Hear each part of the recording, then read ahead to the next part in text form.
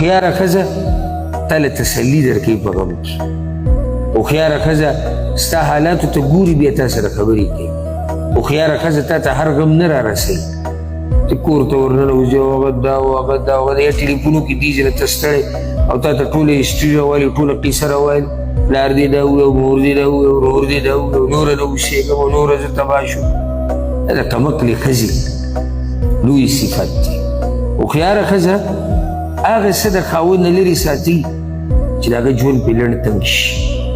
الا یو خبره ډېره ضروري هغه جدا مسله خو هغه کله ناکله دا د ژوند همیشه روټین نه چې کله ته په کور باندې چابي تاو کړې او هغې تا ته یو داستان شروع کړي د ګیلو د شکو پوه شي چې دا ښځه دې هوښیاره نه ده.